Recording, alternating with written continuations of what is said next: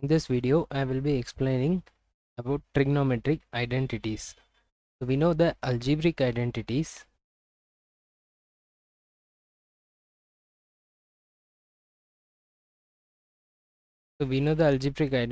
Such as a plus b whole square equals a square plus b square plus 2ab, and we know the identity for a minus b whole square, which is a square plus b square minus 2ab, and there is also an identity for a square minus b square, which says a plus b into a minus b. So similarly, there are identities in trigonometry also. Irrespective of the angle of the ratios used, there are several identities which are derived from the Pythagoras theorem. So for a right angle triangle A, B and C, from Pythagoras theorem we can say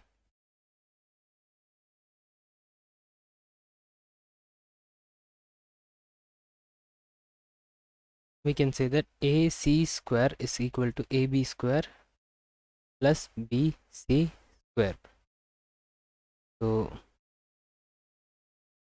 in this right angle triangle A, B, C, AC square is equal to AB square plus BC square, and let us consider the angle A, and we will divide this with AC square, and we will get AC square by AC square equals AB square by AC square plus BC square by AC square. Now AC square by AC square will become 1, and AB square by AC square is the adjacent side of A divided by hypotenuse of A square, which is cos of A square plus Battery BC is is the charging. opposite side, so opposite side divided by hypotenuse will be sine square A.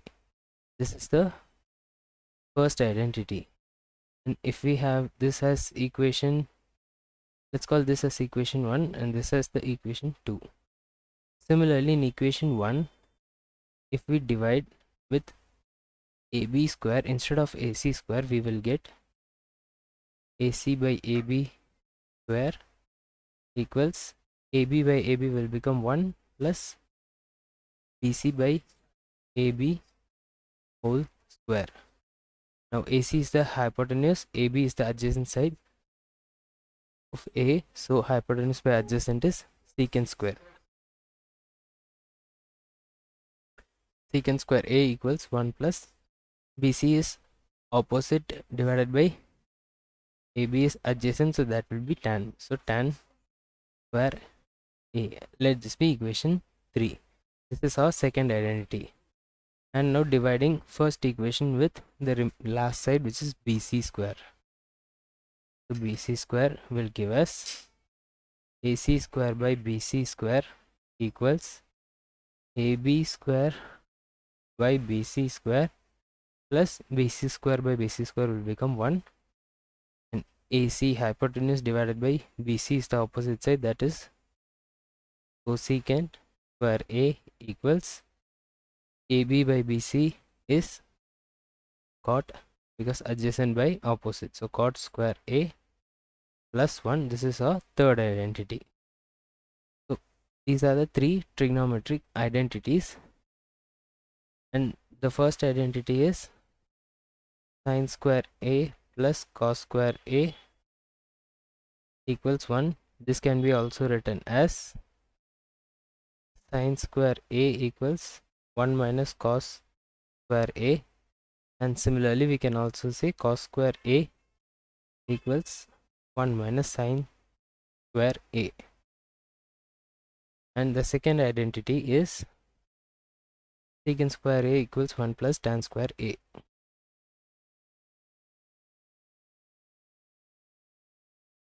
And from this we can say that secant square A minus tan square A equals 1, and we can also say that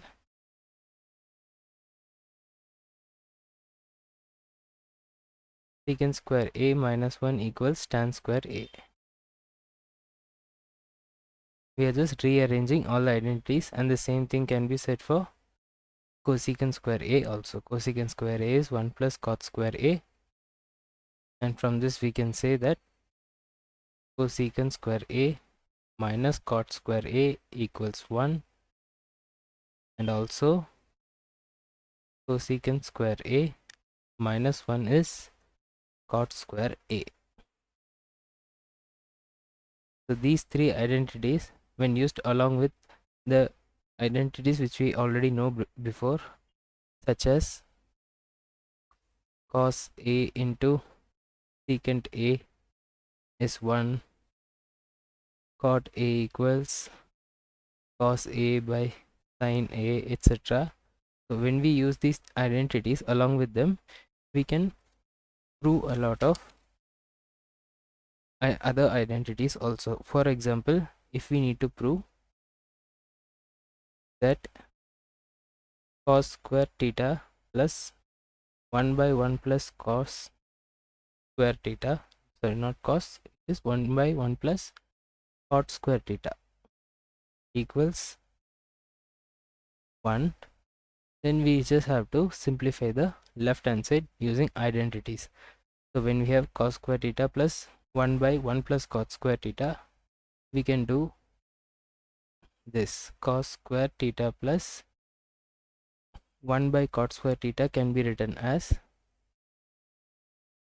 1 by 1 plus cot square theta is cosecant square theta from the identity number 3 or the fourth equation. We will rewrite this as cosecant square theta, because cosecant square theta is 1 plus cot square theta. So we use the one of the identities to write it like this. Now we know that 1 by cosecant theta is sin theta, so 1 by cosecant square theta is sin square theta. Now again, using the identity, the first identity sin square theta plus cos square theta equals 1, we can say this is equal to 1, and that is the required RHS. So this is the concept behind the chapter trigonometric identities. If you have any doubts in this chapter, feel free to discuss in the comment section below. There will be a lot of practice questions from this chapter which will be available in Sapience Education app as well as in YouTube channel. So please do check that out. Thank you.